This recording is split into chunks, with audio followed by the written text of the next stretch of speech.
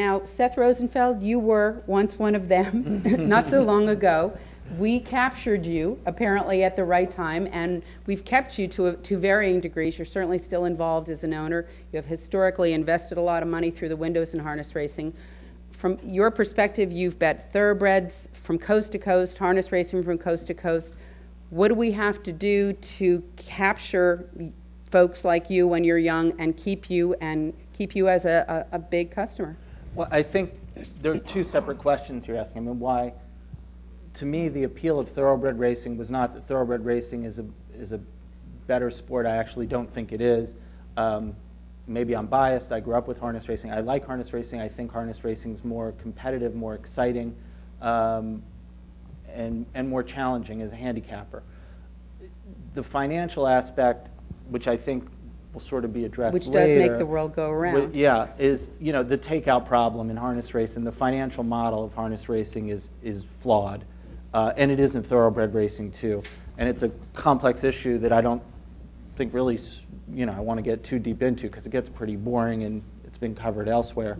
But with the blended takeout of 20%, it's very hard to make money, and everyone here is forced to, isn't getting a rebate. They're not getting any, they just have to bet with that 20%. It's going to be hard for them to make money, as it is in a lot of gambling aspects. Sure. And I think the key for young people is to offer the other things. And I mean, everybody, I got a sense, we heard more than one person say the dollar hot dogs, dollar beers, and Hollywood Park does that, and I've run across that, and I thought that was very interesting. On Friday nights, which is the only time they race at night, they have dollar hot dogs and dollar beers, and they have a band that plays after the races.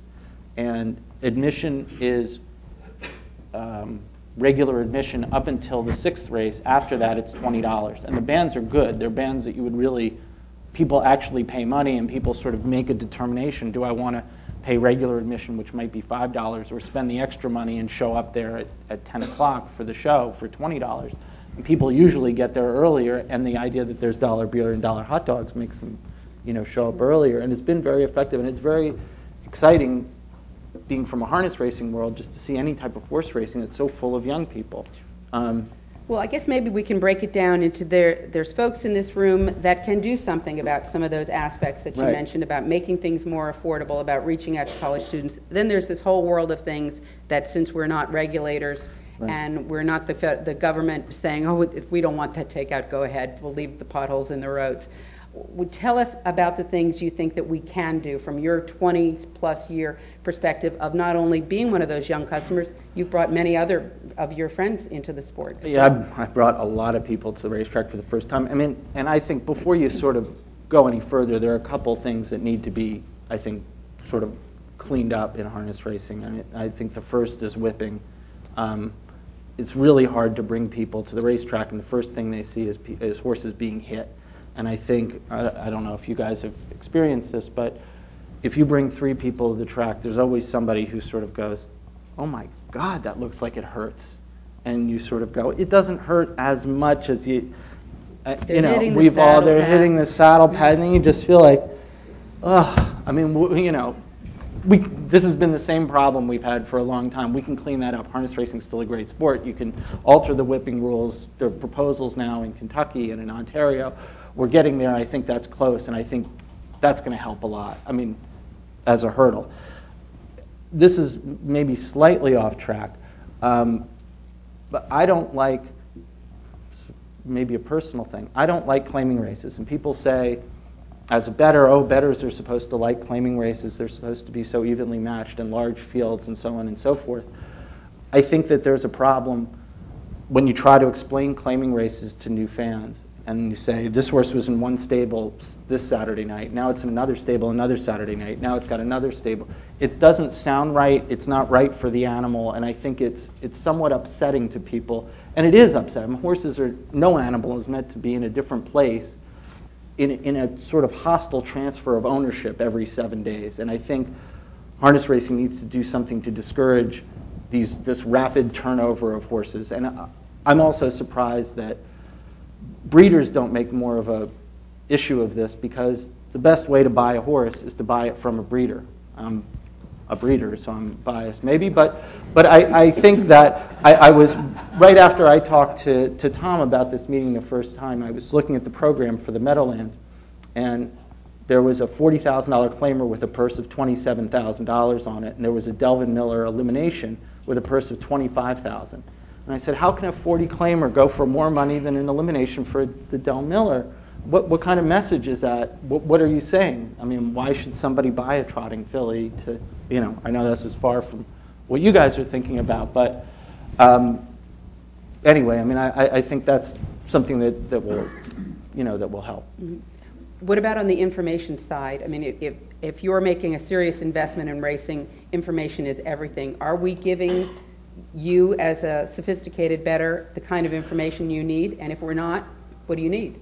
Well, the best thing, I mean, I bet primarily on thoroughbreds now, and the Daily Racing Form has the Formulator program, which has changed everything for me, and it's now just this week gone to web-based, and you can enter your own notes in it, and it basically prints up your own personalized form every day. And that's the way I've always handicapped. I grew up around horses. I'm a visual handicapper, and I look at horses, not as numbers or statistics or anything like that. So I put notes, and in harness racing, I have to put notes, and then I have to transcribe them every day, and it's a long, long process. With this formulator, you can enter in a note and follow. That note will stay with that horse the rest of its life. I mean, that's a great program, and it would be great to see harness racing incorporate that into their forms. So aside from the ability to add your own information, what's in there that's not in a harness program? The speed figures, I think, are critical. The buyer figures are things that used to cost, you know, were only available to a few people, and it's just amazing to me that anyone who picks up a form today gets a really sophisticated buyer figure. And I know TrackMaster has figures, but they're not nearly as good. And I think that's probably the main difference between the forms.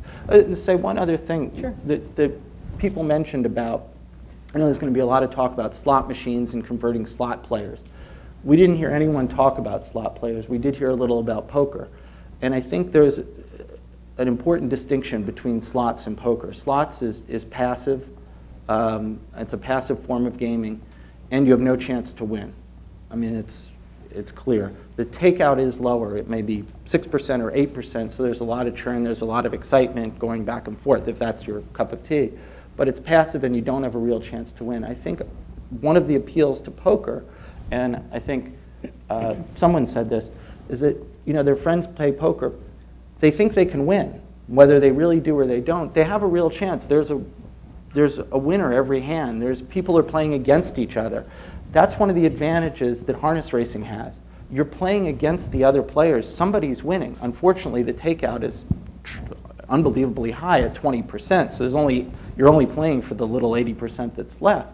But there's a real chance for people to make money, and I think, you know, you guys were saying that, and I mean, I think that's something we can play off of. That harness racing, you can put the time in. People put time into poker. Poker is complicated. And Stephanie, you were saying it looks like you're sort of surprised that your friends make this effort and learn all this. They can do the same with harness racing if there's money involved. And I would say, how do you get that money involved? I think there should be handicapping tournaments, which is sort of the way poker tournaments are structured. And there are handicapping tournaments much more in thoroughbreds than in harness. And I would make them for young people, either for 25 and under, say. Get a condition sheet, non-winners of $100. Exactly. And I think the best, I mean, you know, it's easy enough to structure a tournament, but if you make it for 25 and under and maybe a small buy-in, maybe $10, and maybe first place is $10,000 and second place is a TV, I mean, I think these guys would love it and they'd be favorites. Would that get any of your friends out? That would get my friends out, yeah. And the other part of it, I would probably structure it as a 2-day tournament. And the second day, you'd have the semifinalists, 10, 12, or 15 semifinalists, and they'd be at the track, and they would be focused like a poker table final. And you'd have it on the in-house TV and simulcast TV, and you'd have an update sort of after each race. How is everybody doing? Who are you going to pick this race? Who's in the lead? Who's in second? It would give that type of exposure and recognition for young people who are betting to you know, to be exposed, to not just win money, but to be on TV, which I think is a lot of the appeal of poker. Okay.